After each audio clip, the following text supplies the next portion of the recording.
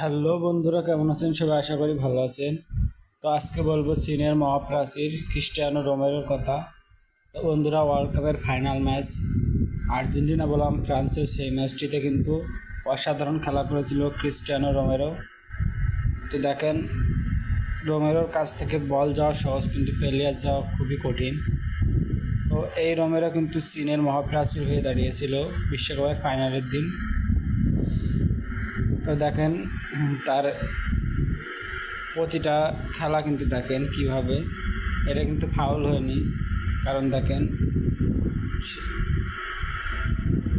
কিভাবে পিছন থেকে এসে তিনি ট্যাকল করলেন, সিলের মতো বল এসে নিয়ে যায় ক্রিস্টিয়ানো রোমেরো। এখানে দেখেন বুদ্ধি করে, দেখেন তার মাথায় জোরে হিট করে কিন্তু মার্টিনেজের কাছে দিয়ে দিল।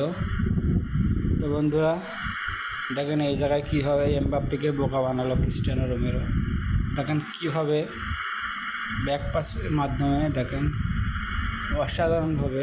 তো ফাইনালে কিন্তু, তো এইখানে দেখেন আমরা কিন্তু জানি এই গোলটা সেভের মাধ্যমে মার্টিনেজ কিন্তু হিরো বনে গেছে।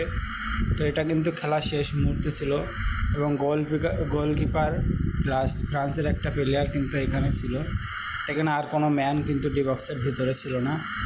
তো এই গোলটা যখন মার্টিনেজ ঠেকায় দেয়, দেখেন মার্টিনেজ কিন্তু জাদুকরের মতো এই গোলটা ঠেকায় দেয়, এবং এটাই ছিল ম্যাচের টার্নিং পয়েন্ট।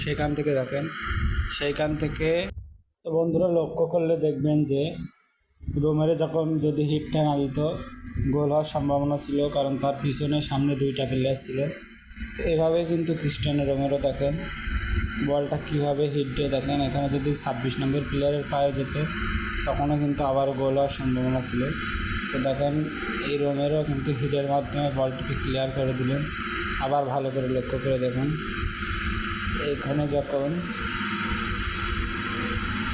মার্টিনেজ বলটি ঠেকিয়ে দিল,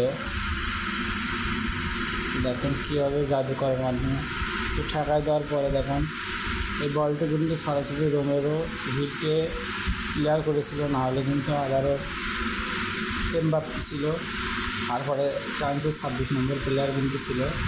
তো বন্ধুরা দেখেন